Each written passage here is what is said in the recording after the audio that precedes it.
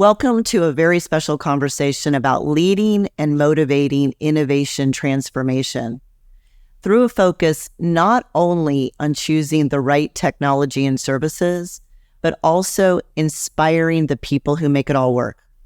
A common theme we hear at AWS is that often a cultural transformation comes hand in hand with a technology transformation, but it takes a special kind of leader that can lead the change and make an impact.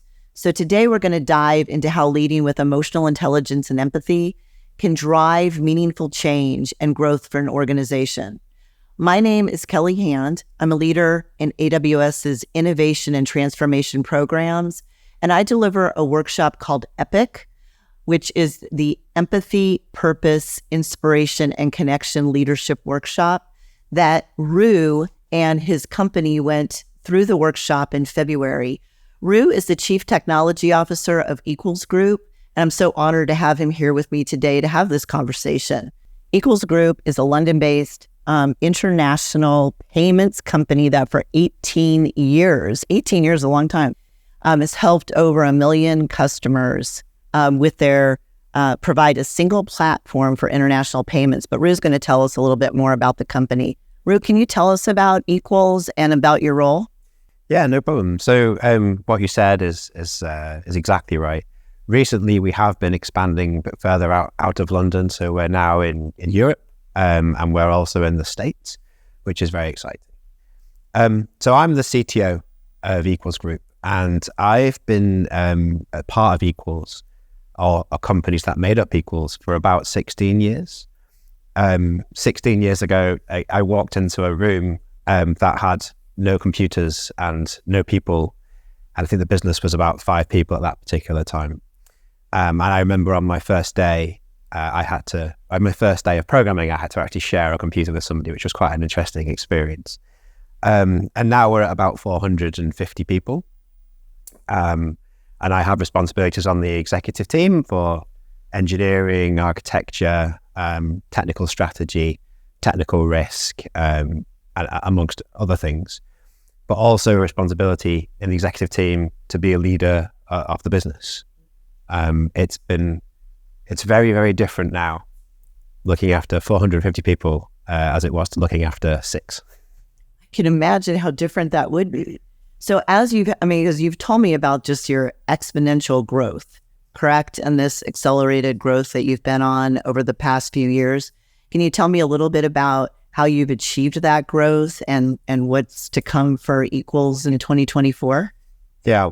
As a listed business, we obviously publish our projections, and the market has an understanding of their own understanding of where we should be at the end of 2024. I don't really want to talk about that too much because it is amazing what we've done so far. It is incredible. What the team has achieved is unbelievable. But our ambition is limitless. Our ambition is way beyond 2024. We've spoken publicly about our aspirations, about growing globally through global growth. This is something we're starting to realize now. But yeah, we have a team of people who are incredibly ambitious, a team of winners. Now, most of our success, not all of our success, came from the people within the business. As I said before, we started when we were 6 people. And over the years, it's not always the same people. It's different people coming with different ideas and different drives and different visions that get us to each of the next stages.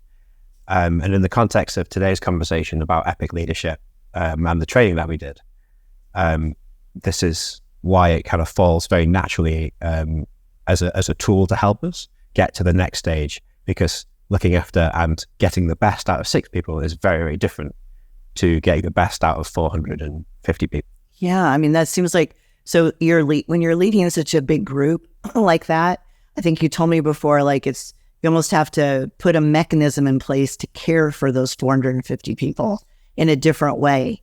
But I think what's so unique about you is that, you realize that the people are what are going to make that transformation and that accelerated growth happen. Yeah, it's always been about the people. I mean, I've been there for the journey and I've worked hard, but I've seen some unbelievably brilliant people come and go from the business as well. But the current team that we have is the best team that we've had anywhere near this business for such a long time, right from the CEO to the executive team to the senior leadership team to all of the people who are employed in the business. There's a very strong ethos of winning and pushing and growing, but also caring and making sure everybody feels comfortable. Because without that in place, people generally don't feel comfortable to innovate and to grow further. And it's important to recognize that now. I think we're at an inflection point where this could just explode, or this could just become massive. I mean, it sounds like a very special culture and tremendous leadership team. So when you heard, well, I guess the first question is, how did you hear about the EPIC leadership program at AWS, and what intrigued you about it, about learning even more? So obviously we're an AWS customer, and one of the best things about AWS is the relationship management piece that's in place. It is literally unbelievable. Our relationship manager, Ewan, constantly is working to find opportunities for our teams to grow. It's not just talking to the execs because we spend the money. It's looking at other people in the business and working out what things Amazon and AWS can do to help the business grow. And one of those things, while we were in Las Vegas at re:Invent, Ewan mentioned the EPIC leadership program and said this kind of seems to fit. I talk about people all the time. I talk about all of our staff kind of live rent free in my head. I kind of spend a lot of time worrying about them and a lot of time at home. I hope Dave's okay. I saw them today. They didn't look particularly happy. So they all sit there, and I talk about this a lot, and I talk about it a lot when we talk to the companies. I'm always the emotional one at the Christmas party, saying, "I love all you guys," before I drink. And I think Ewan became aware of this and said, "Like, I think this kind of training would be interesting to you. Do you want to meet Kelly?" And I said, "Yeah, absolutely." So he brought me up to the AWS kind of temporary office space in Vegas, and we got time to sit for half an hour to talk about the EPIC leadership training, which then went on for maybe 2 hours of me not shutting up. No, I asking all the questions. Every minute. There were two things that struck me from that meeting, and the first one was, after you described what you do, how you do it, why it's important, and the buy-in you've had from Amazon, was, this is the job I really want to do. I would love to do this job. So that just made it really easy to talk to you because you had all the information, and it was something that I was just naturally interested in. The second piece was, it's very easy to look at a successful business that you're inside of and you're part of, and you've been part of shaping, and go, well, we're growing at a massive rate. Everything's going really, really well. I really like all the people, and the culture is great. It's really easy to then just sit back on that and say, no, we don't need to change anything. Let's just carry on. We've got this. We understand what we're doing. But that's kind of a mistake. You never look at a Formula One team, right? They never stand still. Even the winning Formula One teams never stand still. Ferrari, they're always pushing for the next edge, the next thing that can take them to the next level. So for me, it was, while I'd look at our business and say, I think actually we have a very empathetic leadership team and the outcomes for people are very, very good in our business, it did become apparent that I think this is an edge that we could take to the business and grow our innovation further. So it's like, I'm trying to think, you really thought of this as an additional edge. Yeah. Or and at Amazon, we actually call it day one thinking, not to be complacent and just sit on how you've done things the same way, but always be looking for just, that more of an edge or something that you can implement that's a little different, that can accelerate that growth a little faster. I knew it would be very welcoming to the people at Equals as well, because, like I said, the spirit of winning is so clear there, and also the nature of the people it is to care about other people. They really, really want to help. So it wasn't going to be something I had to really push onto people. And when we went to organize the training, which you very gracefully flew from the States to come and deliver for us directly. I hope it was just to come and see me, really, just to, and you. But when you delivered that training so well, I think it really had a great impact on the business. What could you tell me a little bit about that? Because I'm always curious, like, what impact did it make? Because it's been what now, 4 months since the training. What really resonated with your group, or what do y'all talk about? Okay, so the first thing I think we'll talk about is me, because I like talking about me. It's fine.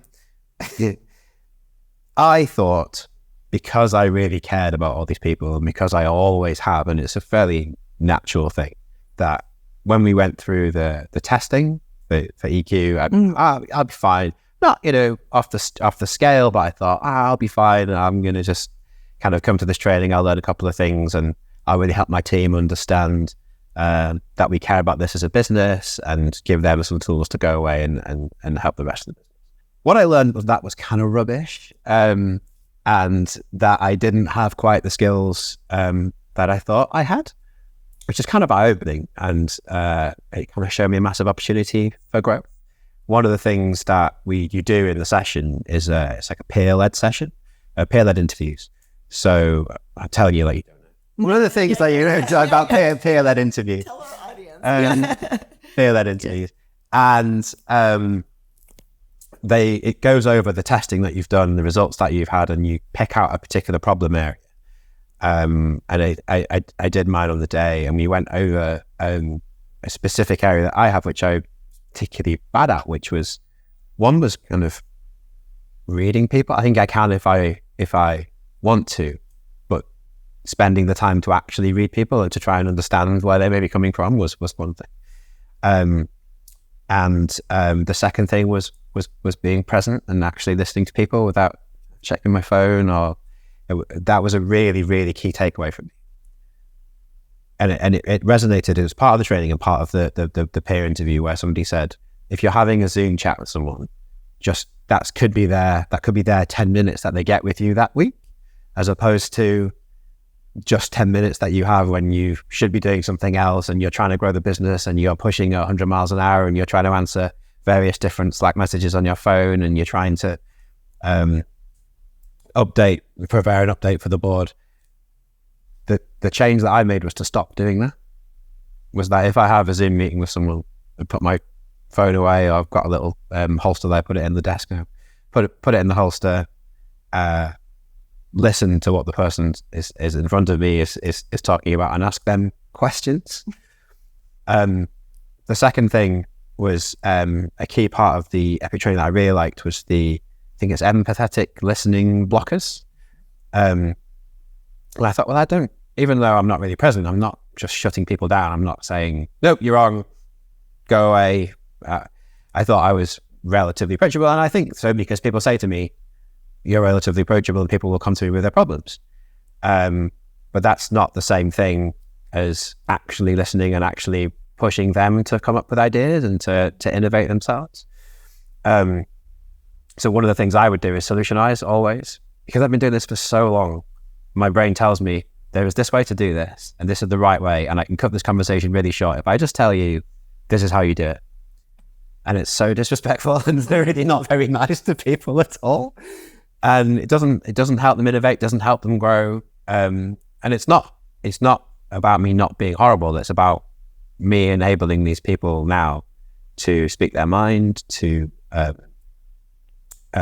become more used to giving me their ideas, and knowing that I will listen to them and maybe come back with a to and fro, and then the business grows even further. It doesn't get limited by the scope of what I know and what I understand, because that is literally not everything. When we have so many brilliant people in the business, it's just a shame not to take advantage of their qualities and their magnificent brains.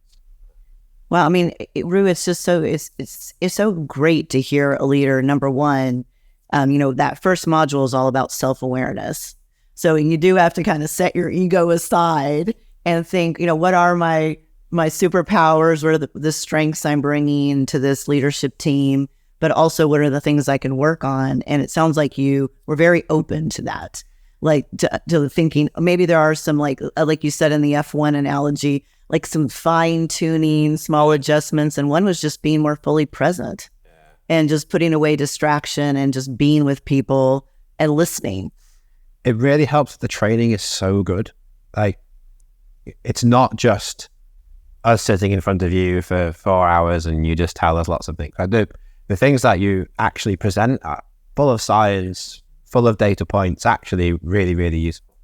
But like I said, the peer interviews that we had just opened something up, because you're not talking to a room full of people. You're not talking to, you're not just talking to yourself even.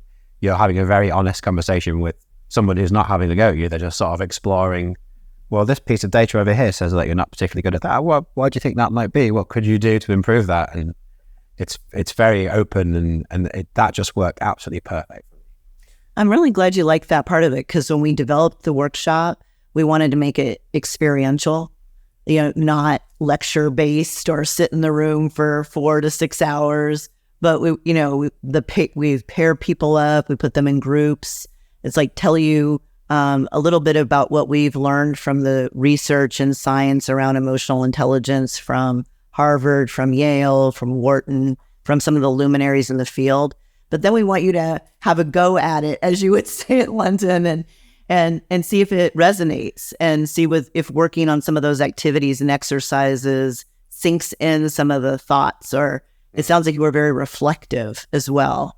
Yeah. I mean, it probably helped that I brought this to the business, so I did have to dive in. Yeah. But I do hope that me doing that did help other people also be able to sort of absorb it and learn from it and change how they work for the benefit of others. If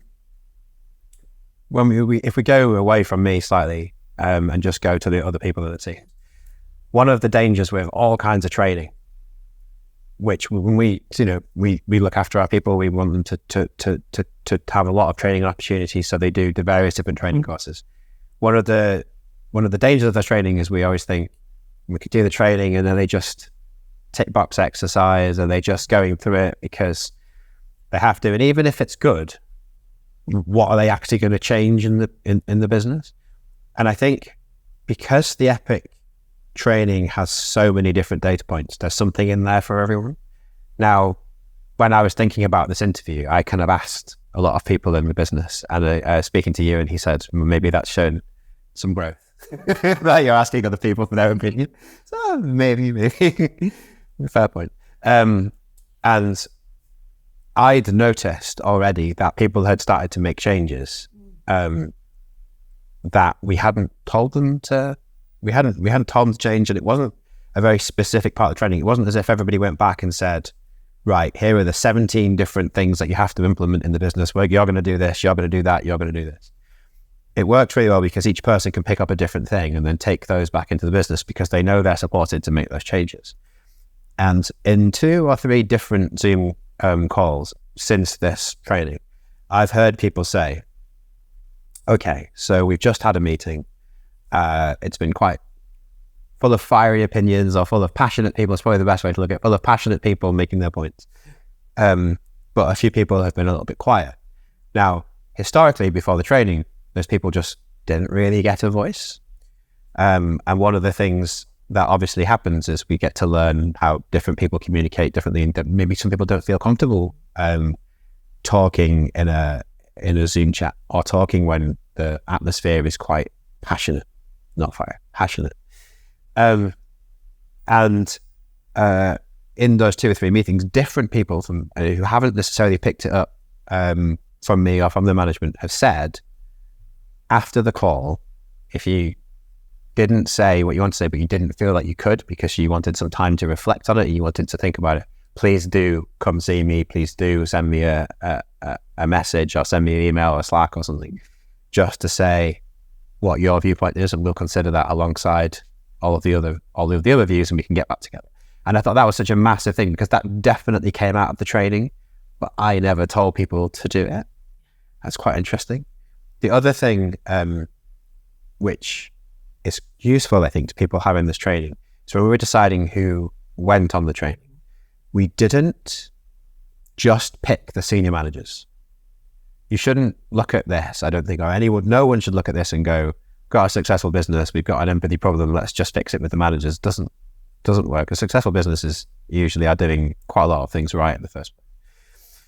What we did is we took leaders and we identified anybody who is a leader is someone who has followers or someone who is followed. So there are people in the business who don't even have employees, right? But they may have, they have a large voice because people like them, people listen to them, they're smart, and they're often right. So we invited those people. And what was interesting to me was those people in the Zoom meetings who were the people speaking out on behalf of the people who weren't talking in the meetings. And it wasn't, again, it's not from the management, it's from the leaders in the business.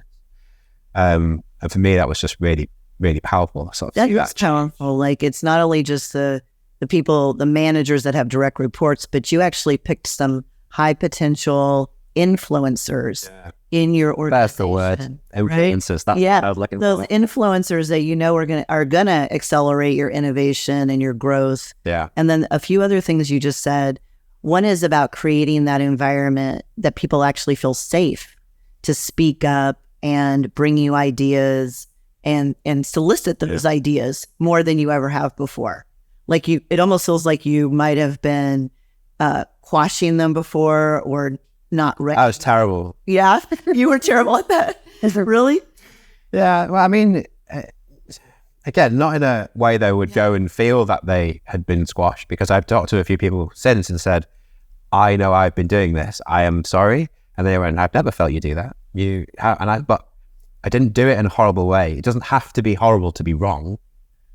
It's just I was giving them an idea and they went, yeah, that's probably right because he knows what he's talking about. But that doesn't help. Not long term. So it's quite. I'm glad they don't see me as horrible. That's good news. I don't think they would ever see you as horrible, but I do think, like, as you are growing and you want to inspire more innovation, you want to make sure you're collecting all the best ideas from everyone, and then like you said, everyone has a voice and their thoughts and ideas are there's a space for them to express them. So I'm thinking about this, the journey from 6 to 450 people is massive, but that's not my ambition. I want thousands and thousands, tens of thousands of people. How do we get there through inspiring the people we have now, but then how do we continue that growth and how do we continue to inspire those people? And the best place to look at that is Amazon, who continues to inspire the people. So we just stole your training. Thank you very much. We appreciate that.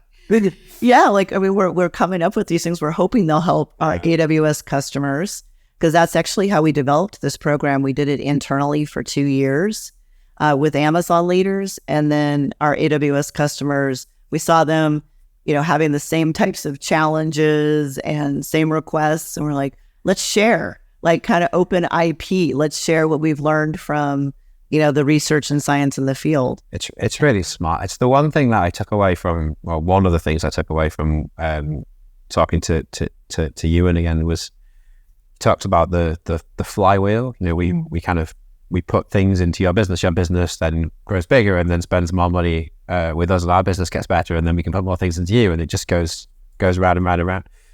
And I had thought about that. It's a really nice concept, but I used to think, how do you do that? How do you actually make that difference? But I think kind of Amazon have kind of got this right.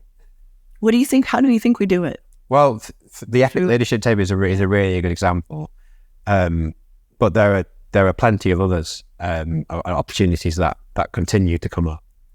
We were just talking about a specific set of training that came into a particular not overly technical function of our business that we thought would benefit that business, even though the training was quite technical.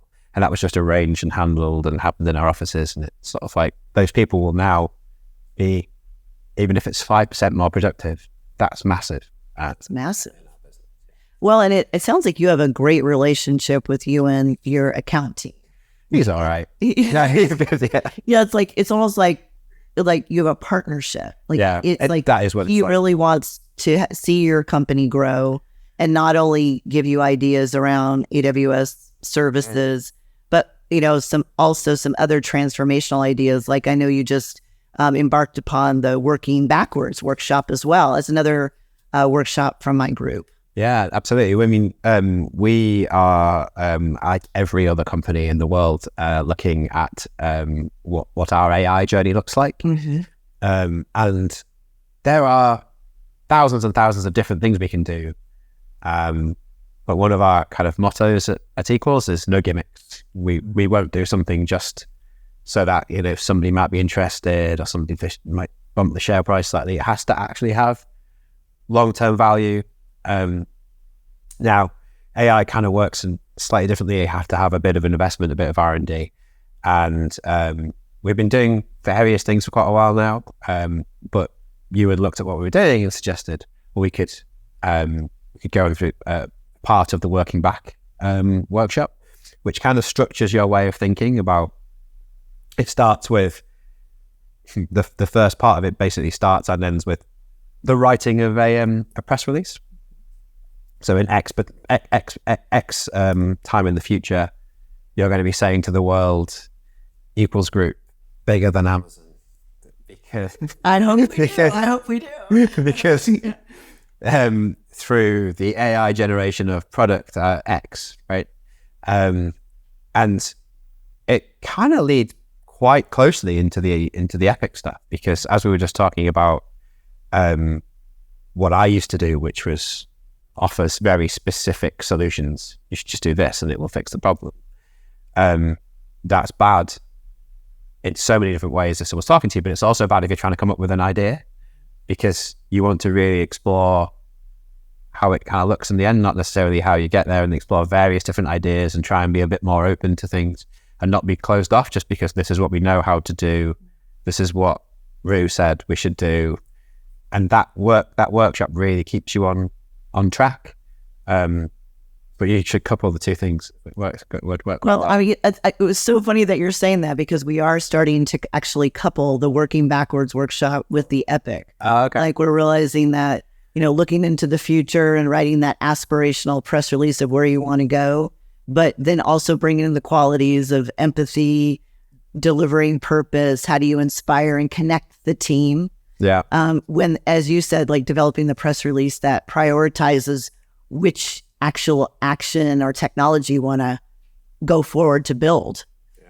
I mean, it's a big decision. So you heard it here first, get both training, same day. We're very good. Exactly. You did.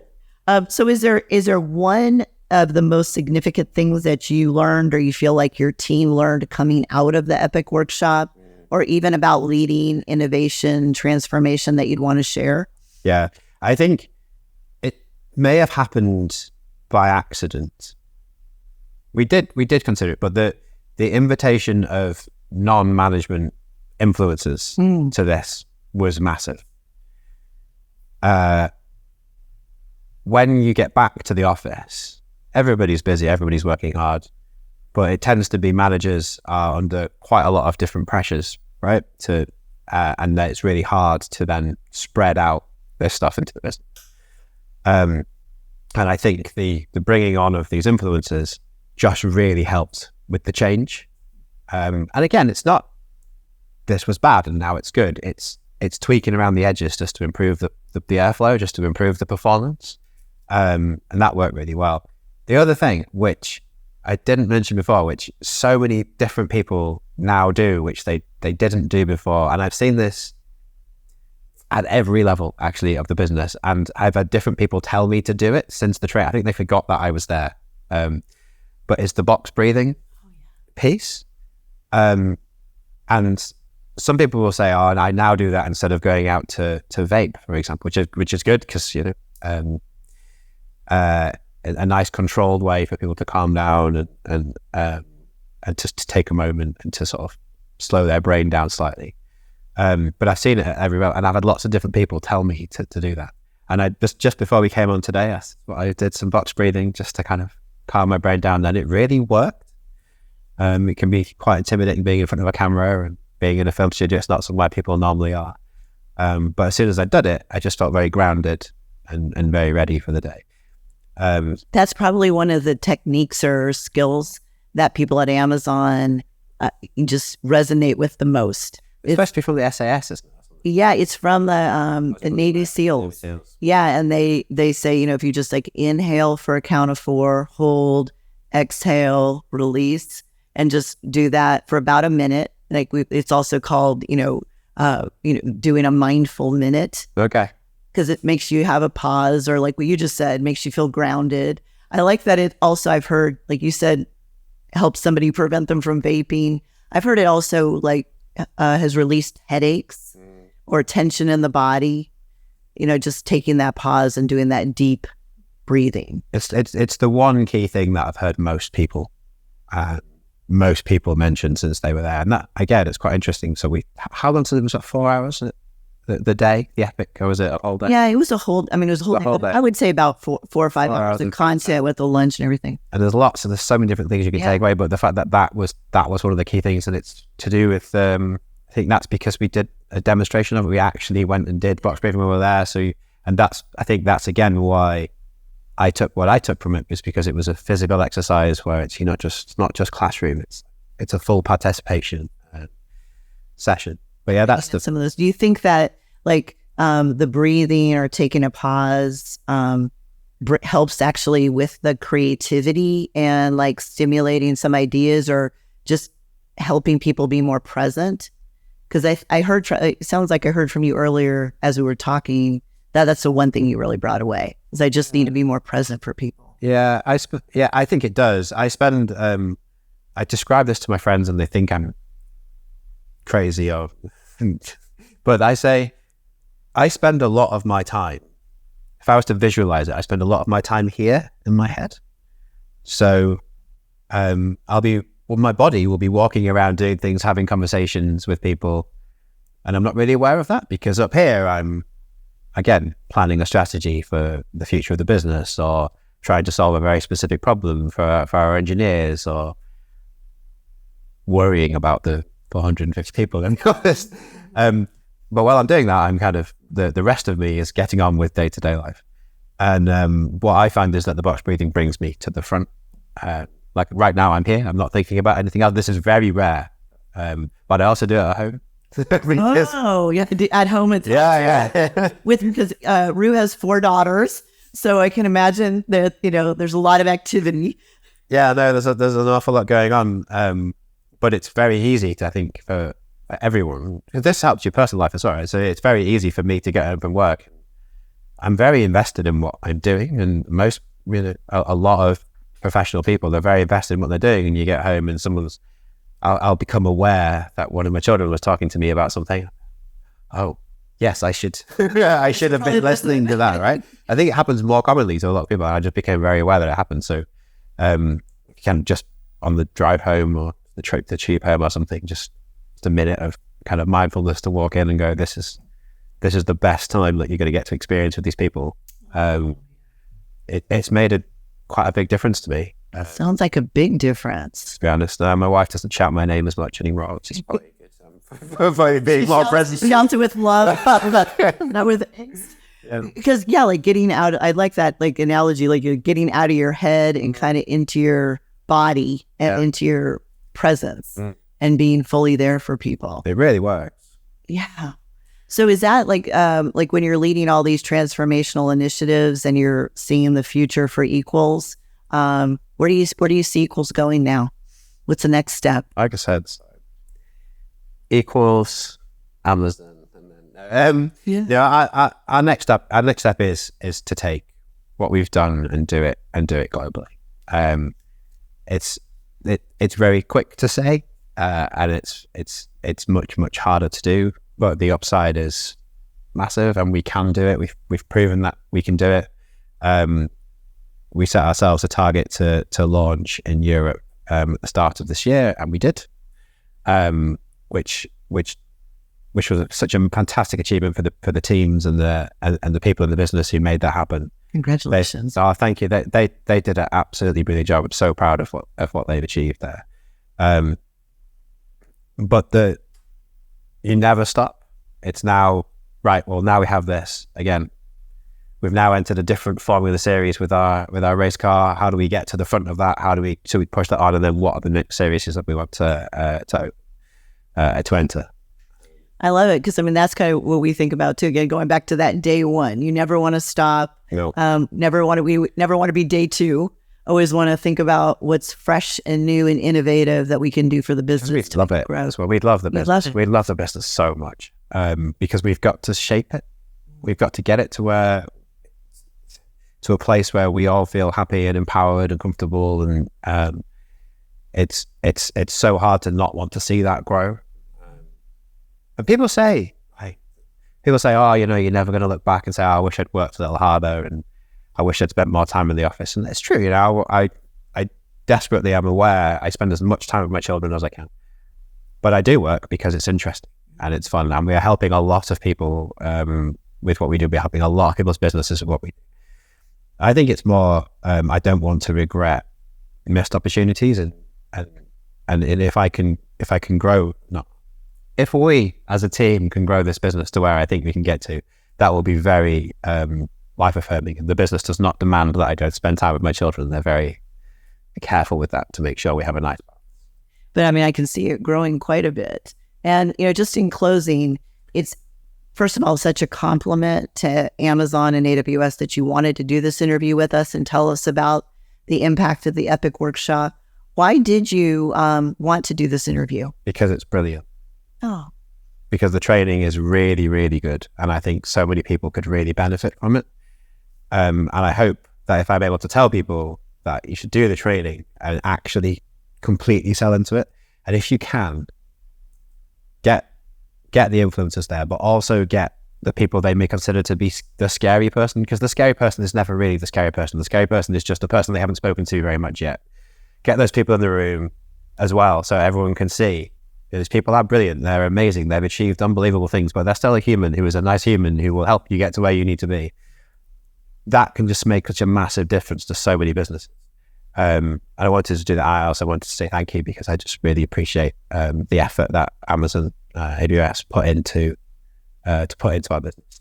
Well, Ruth, thank you for being here, and thank you for sharing what you've learned and what the impact is, and most importantly, be willing to share it with other businesses that might, be able to, get some benefit from the workshop or from this relationship with AWS and Amazon. So thank you so much for being here. And thank you all for watching today. Hopefully that you took away some interesting things about the Epic Workshop, about AWS's Innovation and Transformation Programs. One of the other programs, of course, that Rue mentioned was Working Backwards. And if you're interested in either one of those workshops, please contact your account manager at AWS, and they can help you find the Epic team. Thank you very much.